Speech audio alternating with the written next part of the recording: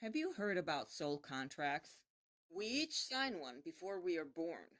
A soul contract is a mix of experiences and situations that we agree to before we are born to have in this reality, in this experience, in this video game.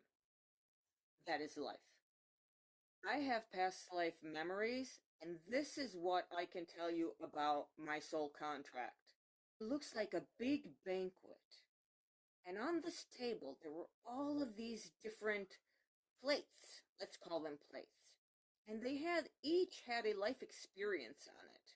You had to collect a certain amount of these experiences, of these tickets, to add up to a certain number. Example, I needed 3 bad experiences, 3 good experiences, things like that. And each one of us decides what to pick, good or bad. You just have to add these numbers up until you have your limit, and that is going to be your class, your course, your life. Life experiences and realities are like a big school. Your soul is learning. It is sucking up the experiences you have. And with each lifetime, you gather more knowledge, more experiences, and you go up in level, like in a school. In fact, on the spirit side, there are also schools. But that's another story for another day. Back to the soul contract. So whatever happens to you in this lifetime, it was you, yourself, your higher self, your true self, that decided it. And this is why you need to try to go along and accept what's happening to you. You don't become enlightened because everything is namaste and all light and all flowers and happiness. No, to be enlightened, you have to go through darkness, and through that darkness find your light. Does that make sense? I think it will resonate with a lot of you. So when I see these young creators that have infiltrated the spiritual community and they offer guidance and teachings that they don't even know what they're talking about half of the time. And of course, it's for monetization purposes. I understand.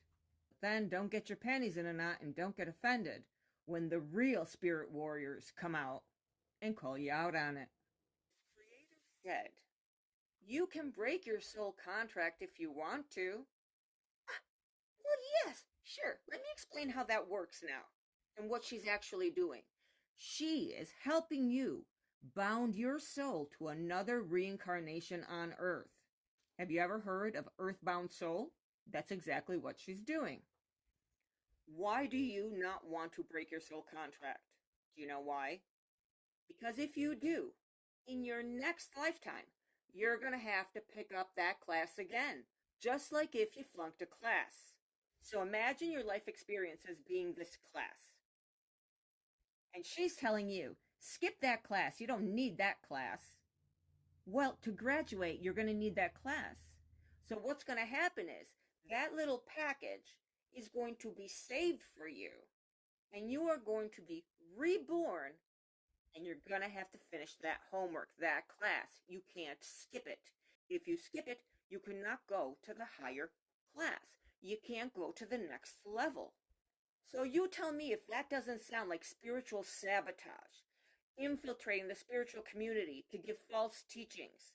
When you see these people that have no empathy while they're speaking, and they are just bland and robotic.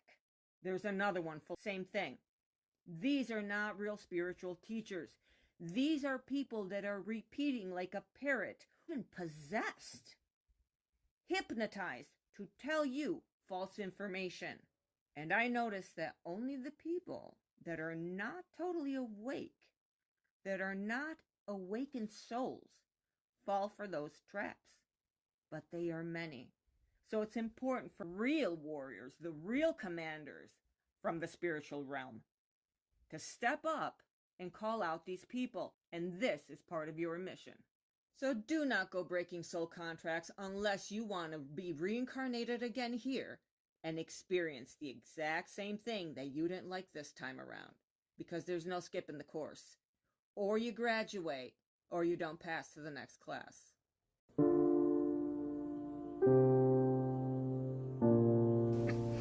And when you come into this earth, you make contracts with all of these people that you're going to try to work these things out. We get here, it's not that easy, and it doesn't always happen. We get stuck in the same rut again. What you have to do, even if the person you're angry at and have all of these bad feelings, even if they have already left the earth, if they've died, you can still release this karma.